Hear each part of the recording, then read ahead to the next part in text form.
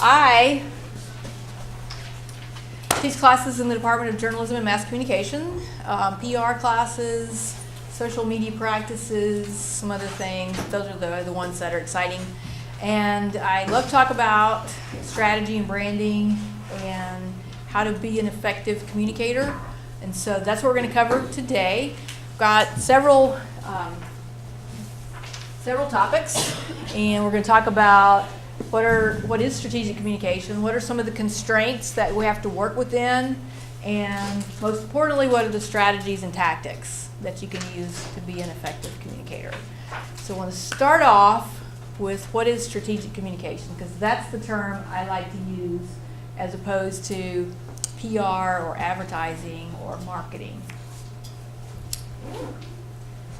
What is strategic communication? Yes. Communication that's been thought out with like a purpose. With a purpose, exactly. So you've got a reason behind it. You were going to say? I feel like it's communication that helps specifically define how your chapter is perceived on campus. Yes. So you have something to help specifically define how your chapter is perceived. So you've got this purpose, which we want to look at how we are defined or described or perceived on campus. So the key thing here is that it's goal-oriented. What is communication? Throw out some things. Forget about the strategic part. It's giving information in a way that's easily understood so that who's giving it and receiving it is on the same page. Okay, so they're on the same page, meaning that's actually effective communication. But it's giving, receiving information. And are we communicating now? Talking. Okay, talking is communicating. What are other ways to communicate? If I stand here like this. Body language, dress. Body language, your apparel, your dress. And as I was telling the other group, part of my brand, and I think part of the JMC department approach to things, is we're pretty casual. I mean, this is about as dressed up as you're going to see me, unless I'm at church or, unless I'm at something that I need to be dressed up, because I don't want to have to wear, I love nice shoes, but I don't want to walk up the hills and on the sidewalks carrying bags of books and things like that, wearing 5-inch heels. So, that's part of my way of communicating, is I think, to be open, casual kind of thing. So your body language is communication. Your apparel is communication. What else? Your spoken words, communication. What else? Like the tone of voice that you use. Right, yeah. So the way you speak, not just the words you choose. What else? Written words? Written words, totally, yeah. And so what about writing is communicating? What are the different elements of writing that make up communication? Grammar, punctuation, spelling. Yeah, grammar, punctuation, spelling, all of those things speak to the message of communicating. And on a more artistic level, what else? Word choice. Word choice. Formatting. Formatting, okay. So you're going where I'm trying to get you to go to. The formality, like the level of formality of what you're saying. Yeah, so the formality, are you choosing words, dear sir or madam, or hey, what's happening, if you're sending an email, or not any kind of a salutation or greeting at the beginning.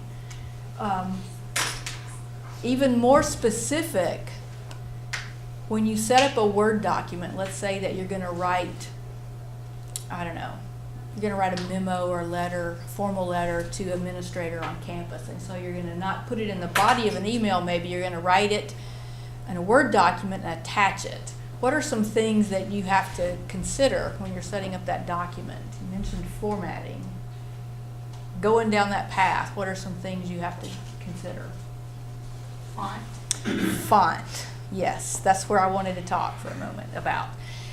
Whenever you're creating something that's printed or published visually online, whether it's in a document or a flyer or a page on a website or even Facebook status update. There are a lot of things that you choose, and it's not just about the words, and it's not just about the grammar and the spelling, but you actually communicate by the choice of fonts. So we all laugh about Comic Sans, and just a word to the wise, don't use Comic Sans unless you want people to make fun of you. So I'll just say that. Trust me, we won't go into the why, but trust me, graphic design people don't approve, and lots of other people don't approve. So, but then there are a whole range of issues you can consider with your font. Which type are you going to use? Which font family are you going to select? How big are you going to make it?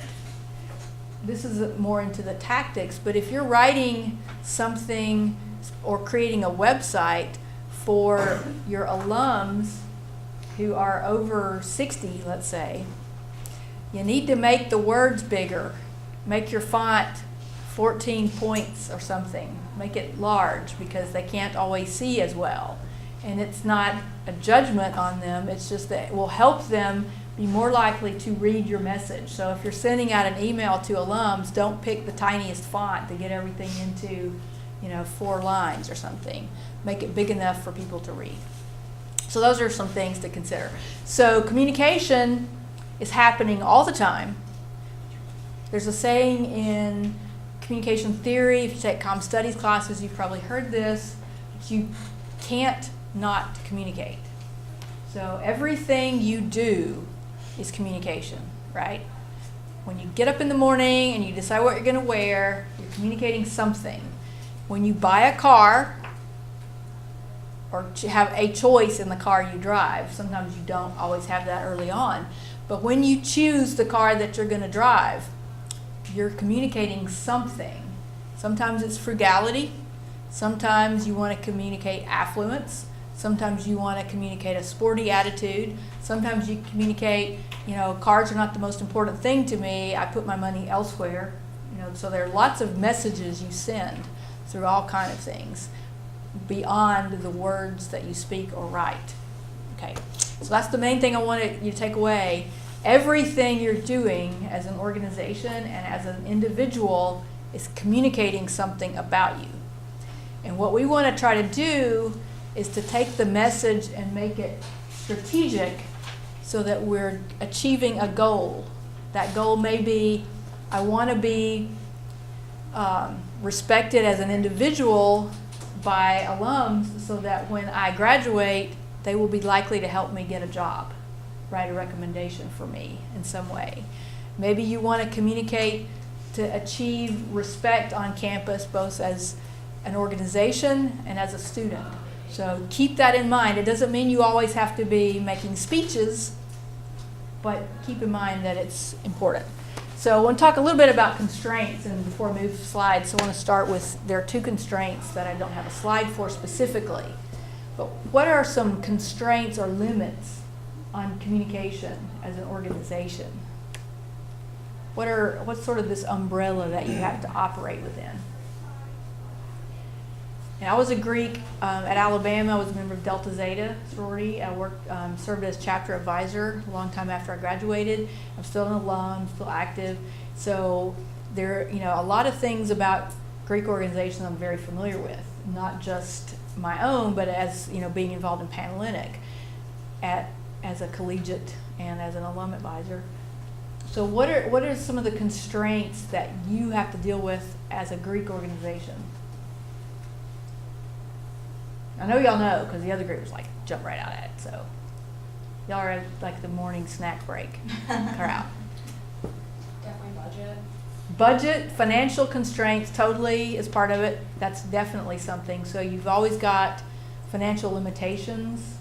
There aren't quite as many today as there used to be, in the sense that you can actually get a message out online for free in ways that you couldn't when I was an undergraduate. You could send certain kinds of messages, but not really easily.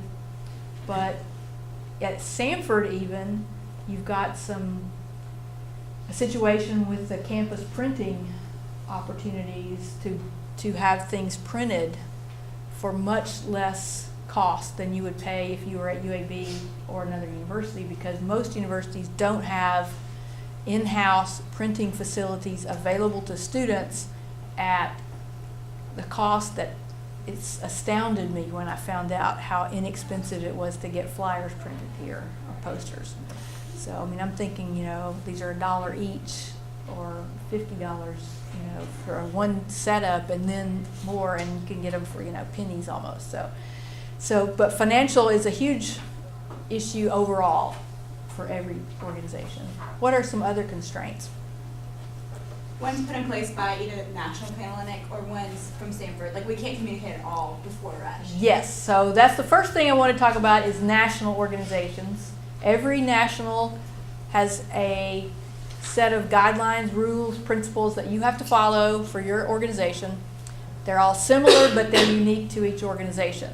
So you can't advertise, you can't do t-shirts, you can't do flyers, those kind of things unless they're in compliance with your organization.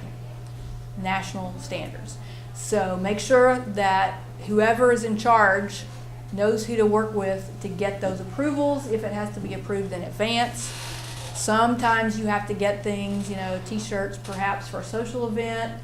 You may have to get it approved. Certainly rush, recruitment, you're going to have to get if you do skits still or whatever, there are going to be things about that have to be approved by somebody up the ladder. And of course, at Samford, you have the Panhellenic constraints that exist for all Greek organizations. What else do you have at Samford that might not be quite the same at other, say, a public university?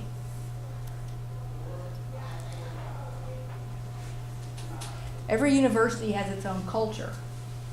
So what about Samford is a constraint or something to consider? It's a dry campus. Okay, definitely a dry campus. And so even if a national organization, which I don't think any of them allow anymore actually, but if they had some kind of more flexibility on alcohol at events, that's a constraint at Samford in any event. So I think the national organizations have moved away from allowing anything official, an official event to have alcohol. But certainly at Samford, it's a cultural, administrative, both constraints. What else? Just the general personality of the campus is something to consider. It's more conservative. It's more conservative.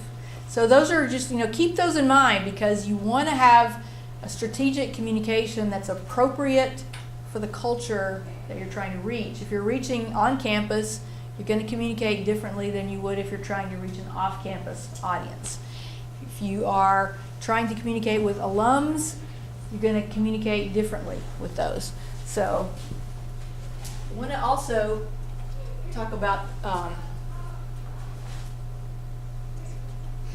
this constraint. What is this? Anybody know? I know y'all know. Symbol R. Registered trademark. What that means is that somebody owns this logo, this Race for the Cure slogan. Susan G. Komen Foundation is the organization behind the Race for the Cure. And not only is this a logo that's a trademark of the Susan G. Komen Foundation, they've also considered the Race for the Cure, Race for the something, to be part of their trademark. And they will go after groups that try to use the Race for the whatever as an event or campaign. And I'm not doing this to pick on the Susan G. Komen Foundation, but to say this. You have to be aware that trademarks exist. And you can't use those trademarks in ways that infringe on the owner.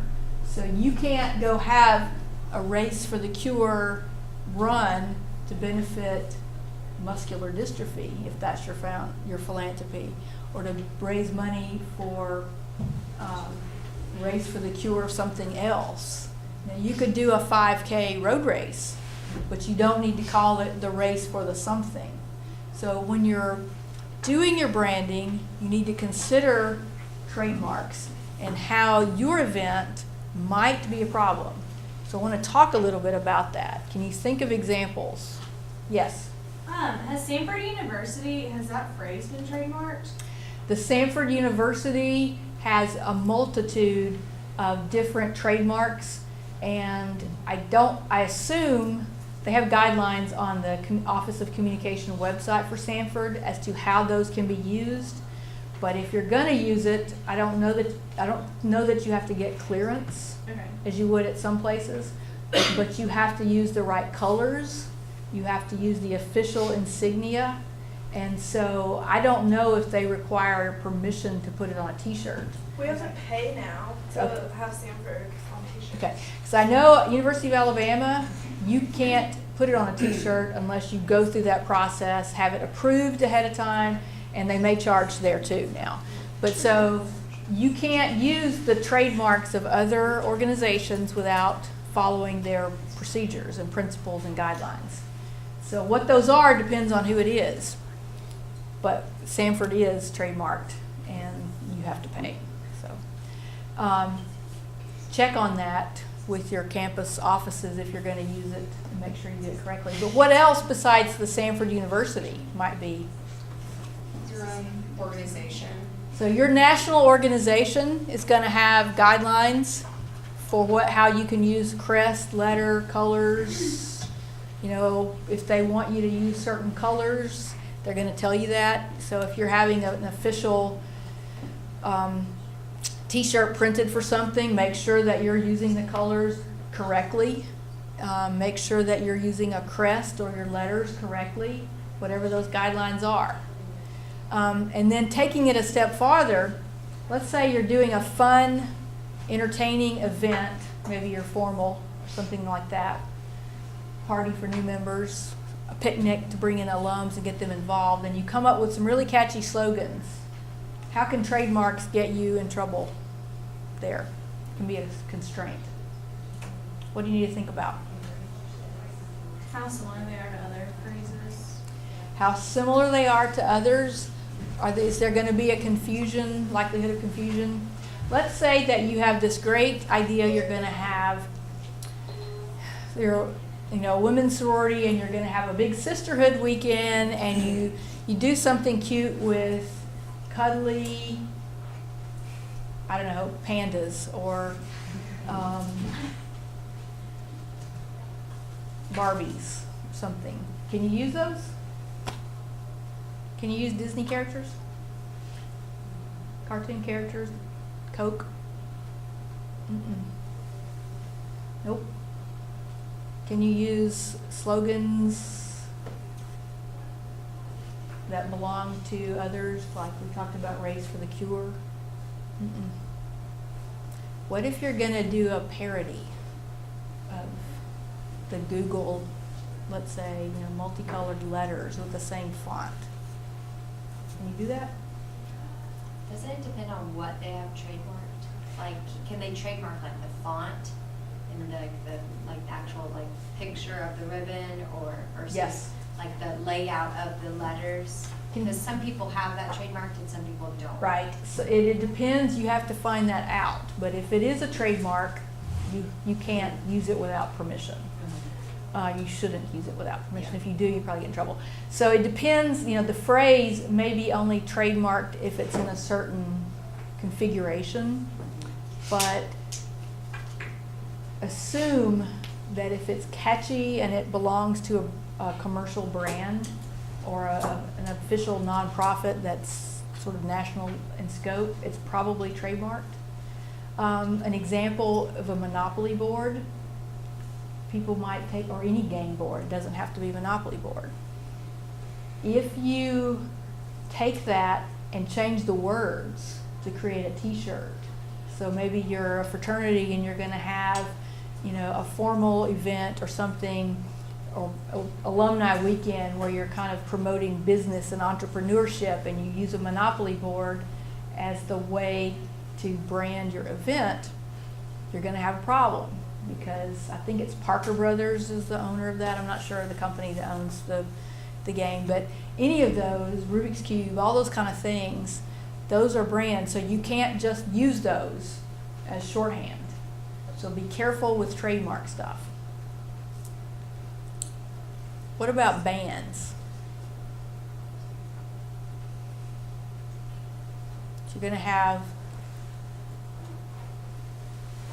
a fun event, and you want to use a band logo.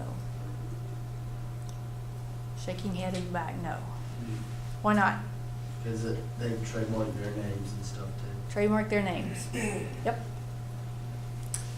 And it can get you in hot water. And I have a personal example of this. Long ago when I was in college, I was the campus entertainment person, and we had T-shirts printed up for the crew who was working the show. They were taking tickets, they were helping with load-in, setup, cleanup, ushering, whatever, all those kind of things.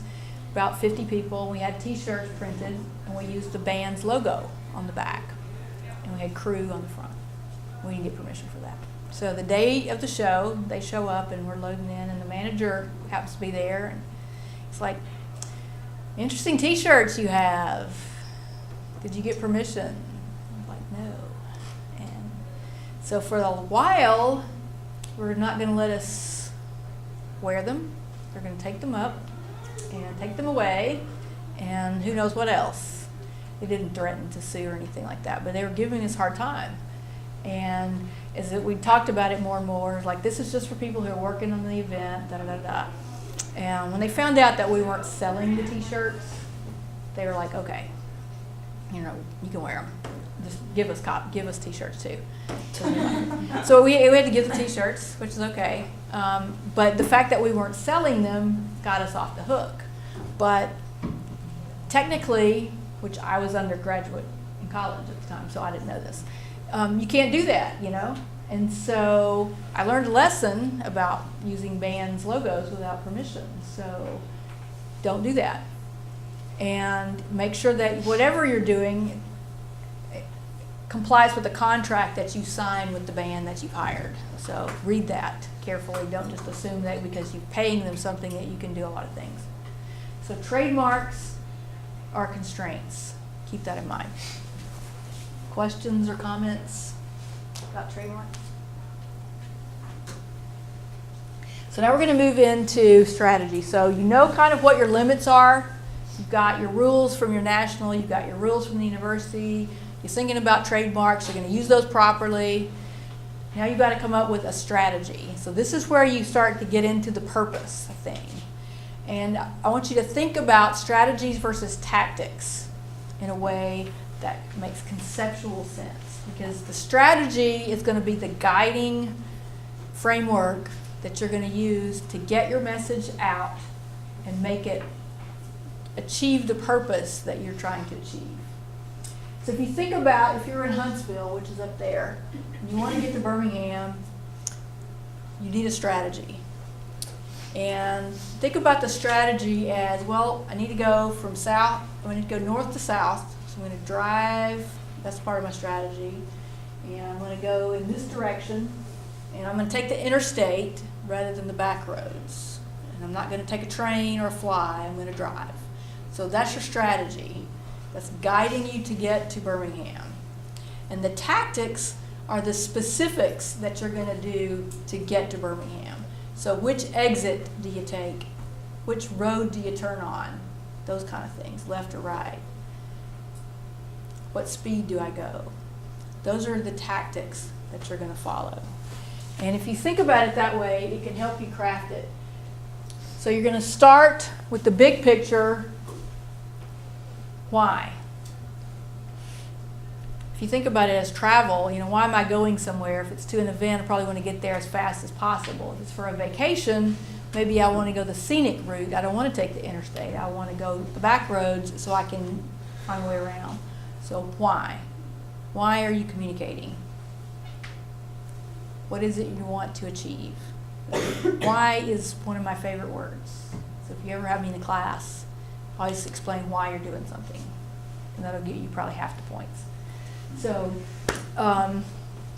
why? Throw out some examples. What are some kind of communication that you do?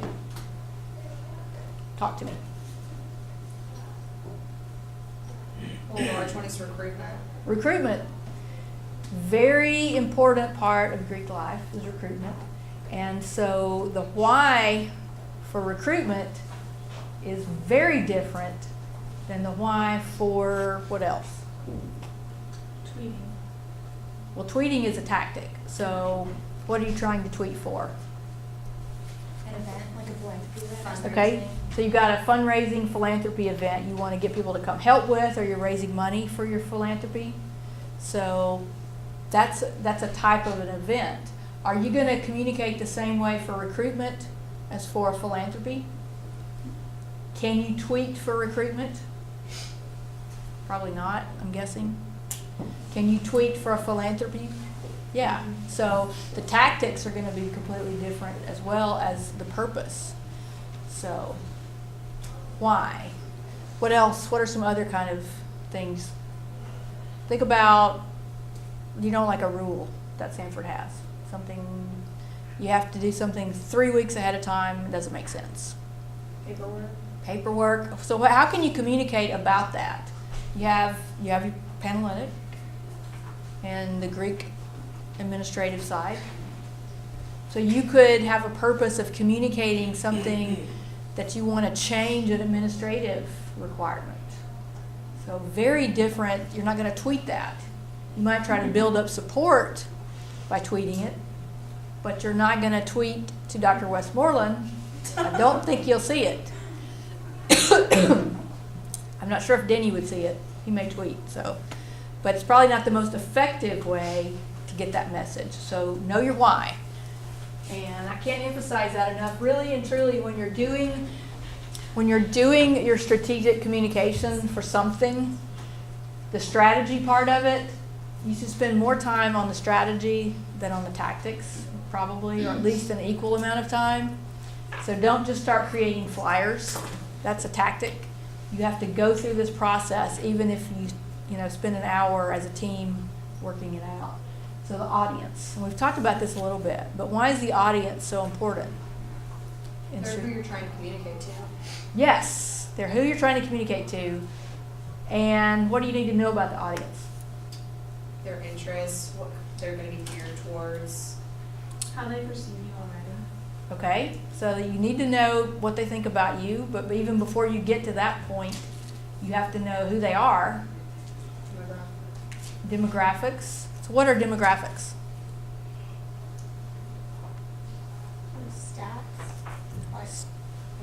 Like how old they are. Yeah, Like okay. boys and girls. Like that kind of Right, so you've got your basic demographics, which is the age, and male or female. And you could put, obviously age is going to relate to this category, but alums versus collegiates, Greeks versus non-Greeks, Samford community versus off-campus. So all of these different things come into play. And even within the Samford community, if you're communicating with faculty, it's going to be different than communicating with administrators, certainly with students. But what's even another, taking it a step lower, how many of you are JMC majors? 3, 4? If you are fairly advanced into, certainly if you've had more than a couple classes, you know that the JMC department, you can communicate a different way in JMC than you're going to communicate probably with somebody in the business school or with faculty in maybe the natural sciences. I don't know this as a student, but I know the JMC faculty are pretty casual. I mean, this is as dressed up as you ever get, and most of the time people will be in jeans or khakis, for men, or maybe a skirt sometimes, but nothing dressy. And it's okay, as far as I know, pretty much everybody by first name or Dr. C, Dr. J, kind of things, but several of us are totally fine with first names.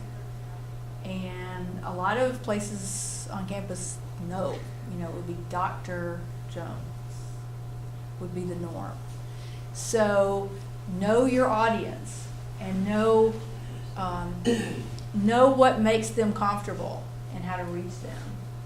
And think about, let's talk about alums. How does this issue with audience fit into alums? How you're gonna address them, Okay, I heard older and, how you're gonna address them, what they're gonna respond to. okay, both in terms of what? The words, and what else? Tone, On the means you use to contact them. the tools that you're gonna use to reach out. Depending on the age of your alum group, Twitter may be in a very effective way for some. Facebook may be a more effective way for others. And for some, you need to get that thing called a stamp, put it on an envelope and lick it and take it to the United States Postal Service and hope they're still in business, because some people can only read things that come on pieces of paper in the mail. And there are still people who like that. Even those who may have an email account, it may not be a good way to reach them. So you have to know your audience. And not only that, related to the audience, but the purpose of your communication. It may be appropriate to email certain things to campus administrators, but you may also want to create an actual letter that you send in campus mail, or that you at least attach as a Word document or a PDF to an email, so that it's not all within the text of an email. And you're not going to do that at all if you're communicating with students for an event, right? I mean, it's a waste of time, I'm thinking. I wouldn't send emails to students inviting you to come to something. I would try to tell you personally in class, or put up flyers, or maybe, find a place on Facebook or Twitter is my way I prefer Twitter, but that's, because sending an email never gets opened. I don't even open all the emails I get. Don't tell people, but if it doesn't look relevant, I might save it just in case. And then, oh, I didn't see that. If it's from a student, I do open it. If it's something directed to me, but if it's to a list, like employees, I can kind of tell usually if it might be relevant. So, like, I don't do payroll, so if I get an email that talks about payroll stuff, probably not going to get in a hurry about opening it. So anyway, know your audience, and always, always, always customize to your audience. I'm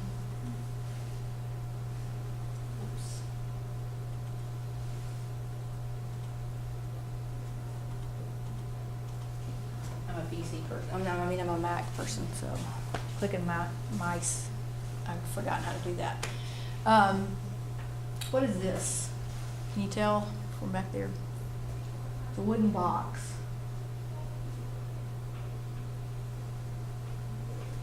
With something stamped on it. It's an advertising history moment. This is a real brand. This is how brands used to be used, and how we started to use the term brand to talk about advertising and communication. So in the old days, brands were metal, they were iron, steel things that were shaped, and they were put into a hot fire, and then they were heated up really, really red hot and stuck on a cowhide to mark a cow as belonging to somebody.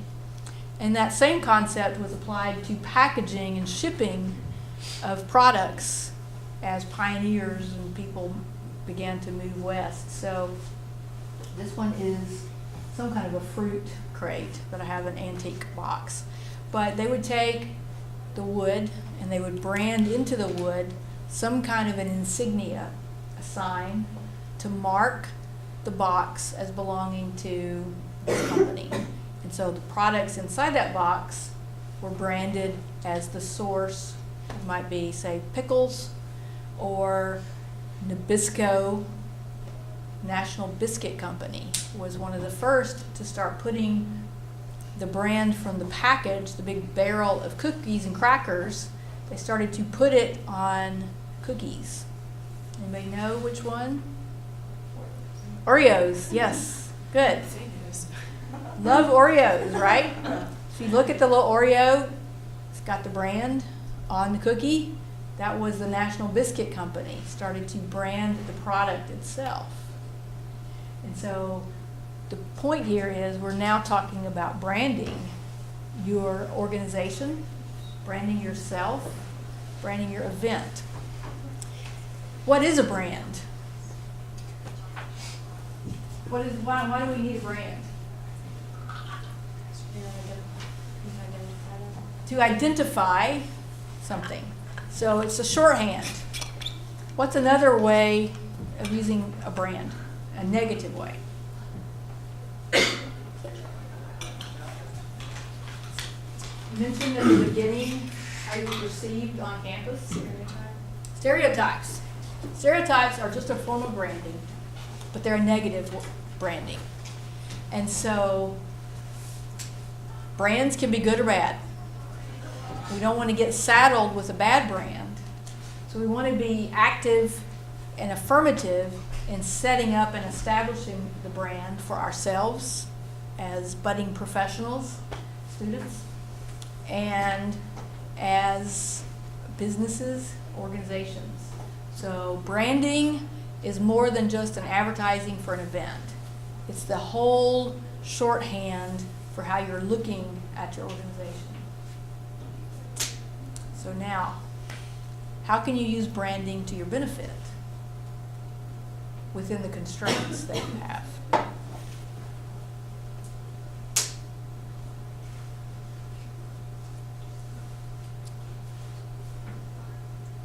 It creates consistency, like it gives it a kind of opposite of a negative stereotype. Sort of looking for. Yeah, I Gives mean, it value or it's can be trusted. it's shorthand and it can be trusted because if you have a consistent message, then people start to trust that brand. They interact with that brand and they find that it's friendly. They find that your organization, if you commit to do a philanthropy event, you're going to work hard at it and you're going to do it a quality job. You know, how much money you raise for philanthropy is not that important, but it's the effort and the quality that you deliver for that, and then the money that you make is helpful. So if service projects, those kind of things. The consistent message that you deliver to a faculty in a class is part of your brand. If you're the one who is always late or who always has a reason to need to get an extension on an assignment, that becomes part of your brand, even though it may not count against you in a grade. It's sort of there. It's comes time to write a letter of recommendation. Is it going to be quite the same unless you know for sure that there was, a family crisis that necessitated it? But if it's just a matter of sleeping late too often or skipping class, then those brand issues are it's communicating something. And so you want to carefully construct your brand, but you can also then do it actively and take steps to improve it if it's negative, or to counteract perceptions that are wrong, even if they were not of your own doing. Y'all are not talking as much, and there are more of you. Talk away. Talk about branding. How can you use it? It's like easy to identify. Okay? Like if you say like one word about, I don't know, an organization, you can be like, oh, that's probably this one because they have that like word or a logo or something like that. It's easy to identify with. You've got mail. AOL. AOL. Suddenly have a loss of thinking about different brands to throw out. Probably one of the now easiest recognizable brands is Apple. Yeah. Really simple, but easy to recognize. Yeah, if you see an apple with a bite coming out of it, or just the apple, you think of Apple computers. Or Nike. Nike swoosh. So how can you use that though for your event to strategically communicate? It's like an athletic event or like sporty or something. And you can use it if you like squish it or spread it out. It's not useful. Okay, so you can make it larger, smaller, Or tilt it differently. Tilt but you're gonna start with a standard slogan, an image that you've created that again, you know, it has to be consistent with your national and Samford rules, but we'll assume that that's the case. But so you can come up with a slogan for your event. And use You can that really use it to your benefit. I mean, consistently. if it's gonna be a philanthropy type event and you want it to be fun and appealing, you do it in a humorous way. You could do some kind of skin on campus or a flash mob or something. It just kind of depends the tone you wanna. Yes, yeah, and so that's where I want you to think about the strategic ways that you can use your brand. That's a good example. So, you know, take it and be creative in it. Know your why, know your audience, come up with your roadmap, and start to think about the brand and how you can communicate that.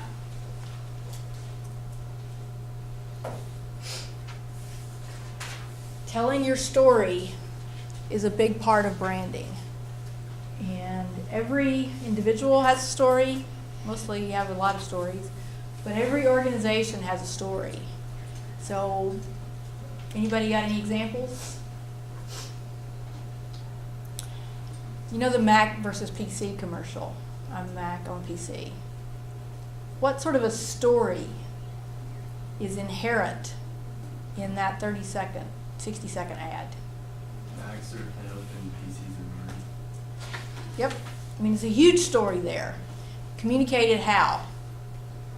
In that, without knowing anything else about the computers, how within that TV ad do we learn that? Appearance of the actors.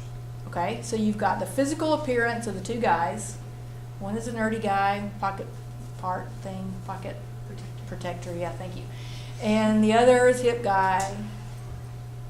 What else? The way they talk, the language they use. The words, the choice. Okay, and it's telling a story.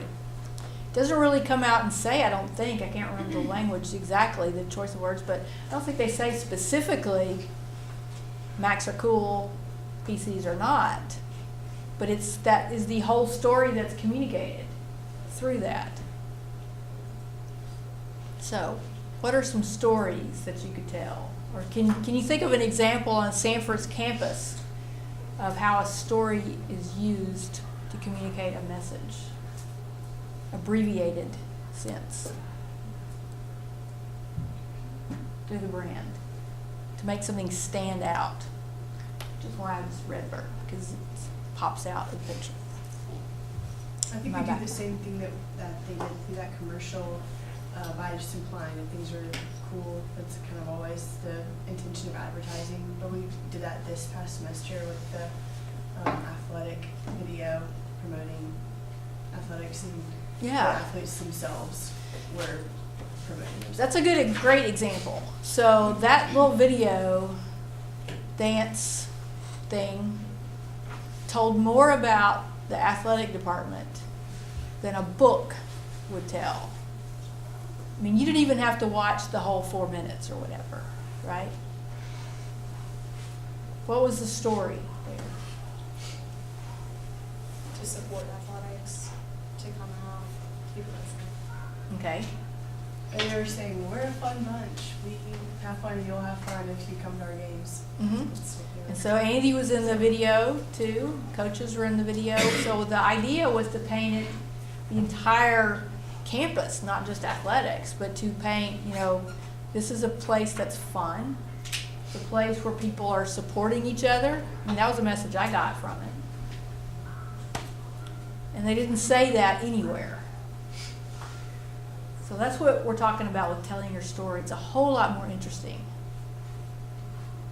And that's even too with like majors, fairs, and things like that, when they're really trying to appeal with what their major can offer, kind of how the majors will like benefit you. It's all on how they're even branding themselves in that way. Totally.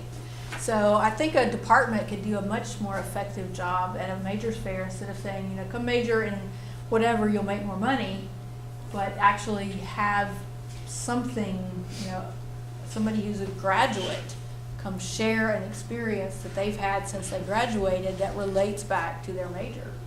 I'm guessing. What would persuade you more? Like interactive faculty and like good experience in the classroom and that kind of thing, then. But are you going to feel that more as if somebody says, I have good interaction in the classroom, my faculty is friendly, I learn a lot, or if you see a 3-minute video in action? Video?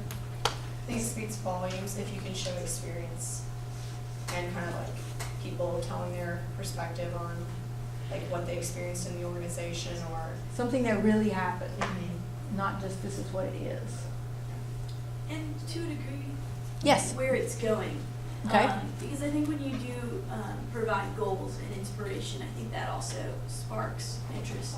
So like what careers people are now in and like taking it like a step further. Yeah, like how it can propel you Right. into the future. It's not about the past. It's not about how things were great 5 years ago. Exactly. It's about, this I have a saying, the 20th century is over. It's not coming back. 21st century is awesome. And there's so many more opportunities now than ever before. So, I think communicating that message, forward thinking, and how adaptability, and can give you opportunities that you see opportunities that don't exist, and that actually relates. This is a great transition. People like to put things in boxes. They put people in boxes.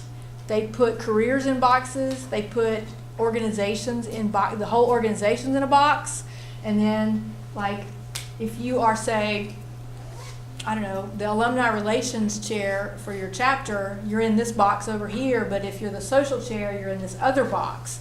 And the alumni box is probably perceived as being kind of boring, and the social chair box is probably be more fun, when in fact they both are extremely important. And if they were not in a box at all, then it could be more dynamic. And so majors are boxes, big time boxes. We need to eliminate. Don't tell anybody I said that. I think there's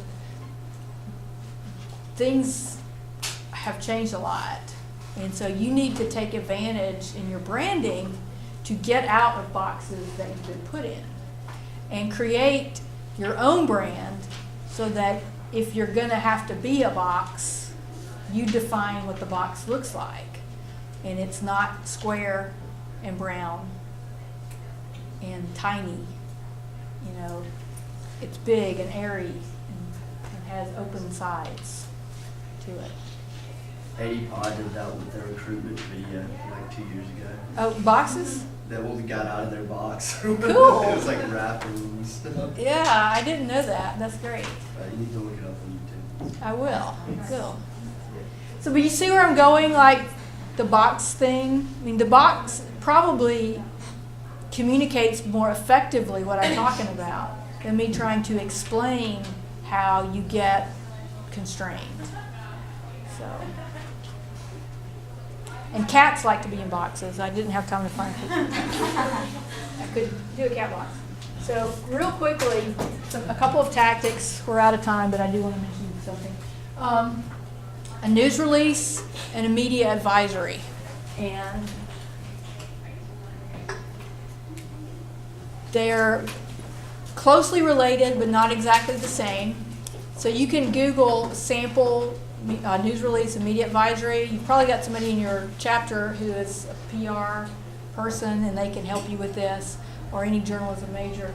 But essentially, a media advisory is where you're inviting a TV station or a newspaper, even the Crimson, to come cover your event, to take pictures and shoot video and report on your event. The media advisory is what you want to use for that. And then a news release is more like a story about your event.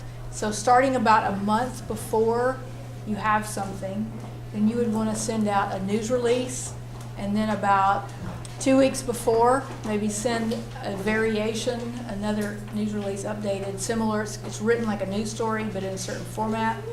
And then the week of, send out a media advisory saying, come to this and take these pictures, and you give some examples of the kinds of pictures and video that the media organization could get from that. So those are old school tactics, news release and media advisory. They still are important for certain kinds of events. If it's something that's purely entertainment on campus, recruitment oriented, you're not going to do these. But if you're doing something to try to bring in the media to cover your philanthropy event or raise awareness of a cause, then these are important. And the other tactics would be using social media tactically. It's probably the most effective way today. And posters, flyers, y'all know how to do those. But don't start with your tactics. Start with your strategy and then develop tactics to reach that audience, to communicate that message that you want to reach, okay? And you can always find me over in JMC. I'm Sheree, so come see me. Thank you. You're welcome. See you guys. Have a great day.